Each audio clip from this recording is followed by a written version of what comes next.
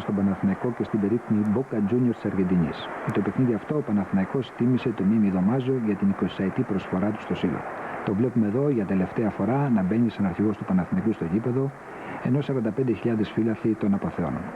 Ήταν μια μεγάλη βραδιά για το Μίμη Δωμάζο που στα 42 του χρόνια έδειξε το πόσο αξίζει, με τις επινοήσεις του, με τις ωραίες του μπαλιές, αλλά και με την αντοχή του αφού έπαιξε τα 80 από τα 90 λεπτά του αγώνα. Εδώ η πρώτη προσπάθεια που έκανε και προκάλεσε τον ανάλογο ενθουσιασμό στις εξέδρες.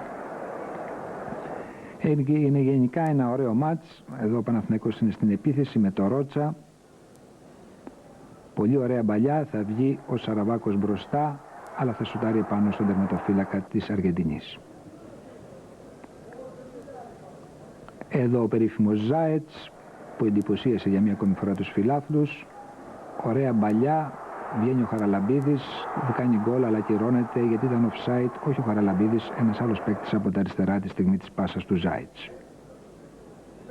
Τώρα είναι η σειρά των Αργεντινών να περάσουν στην επίθεση που έδωσαν δείγματα του συγκρατημένου τεχνικού ποδοσφαίρου που αντιπροσωπεύουν. Δεν είναι offside, λέει ο επόπτης, θα γίνει η σέντρα, ο Βονόρτας θα αποτύχει και από κοντά ο Μορένα θα κάνει το 0-1.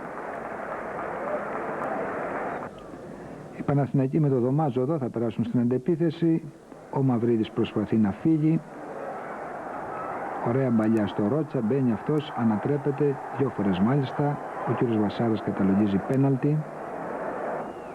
Ένα πέναλτι που θα χτυπήσει ο Χαραλαμπίδης και θα κάνει το 1-1.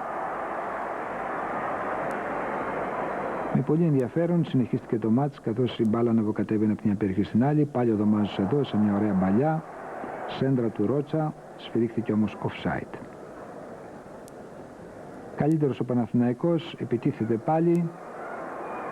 Ωραία μπαλιά του Μαυρίδη, μπαίνει ο Σαραβάκος, ανατρέπεται φανερά, νέο πέναλτι, πολύ καθαρό κι αυτό.